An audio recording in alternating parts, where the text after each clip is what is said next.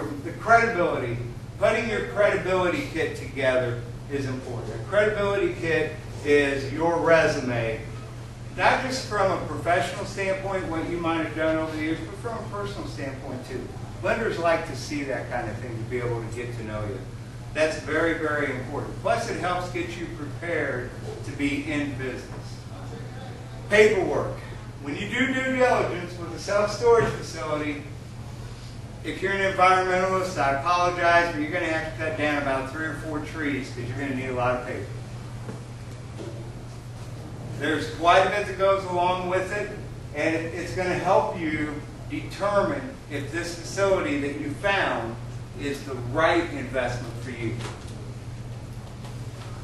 When you get to the third part of the due diligence, you're going to be looking at things that have to do specifically with the facility. We talked about a rent roll. A rent roll tells you the name of the person, the unit number they're in, what they're paying a month, when they moved in, if they're delinquent or not.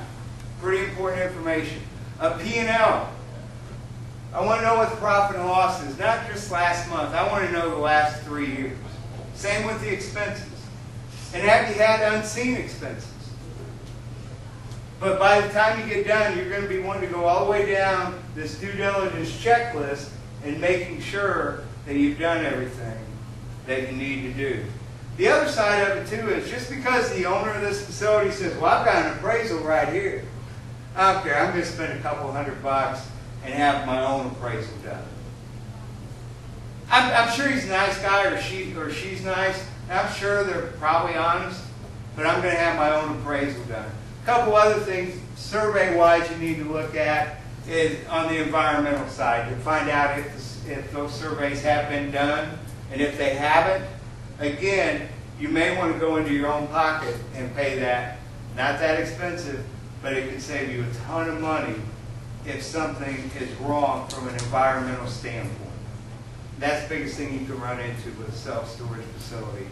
And then doing a facility audit is extremely important.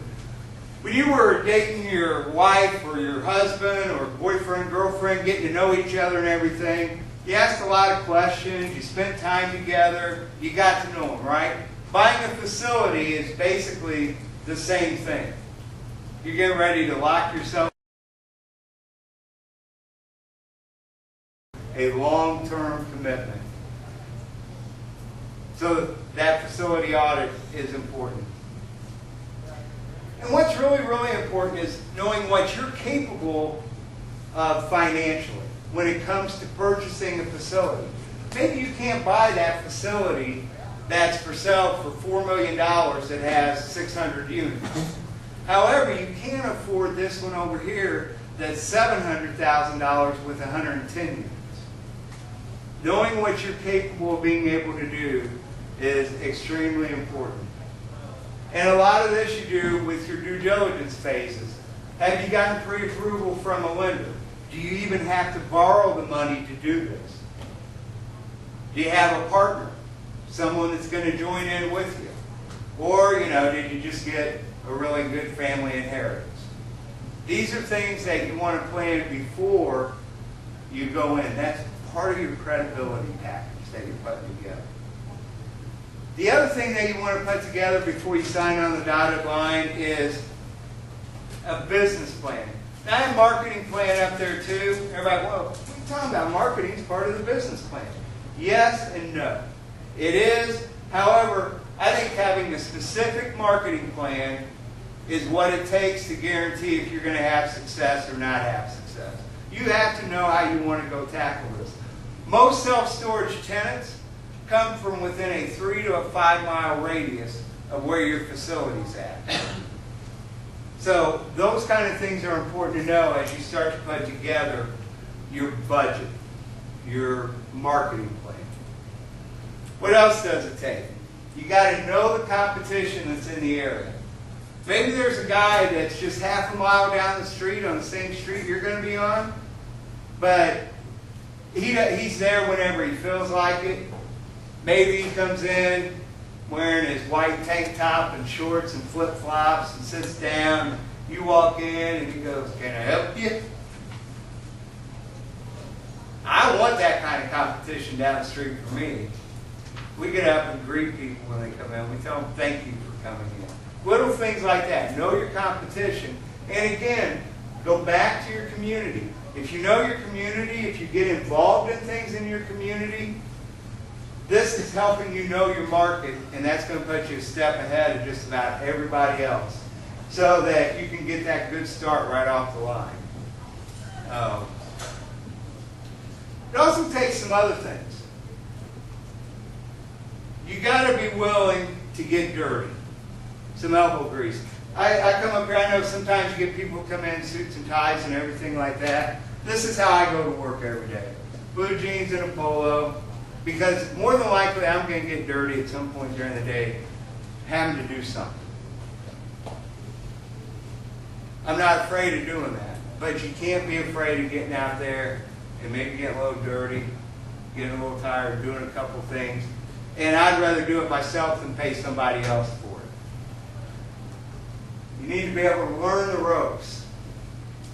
And the number one thing to remember, this isn't about a get-rich-quick scheme.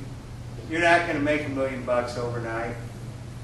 You can probably make $1 million, but it's going to take a few years. It's not that kind of business.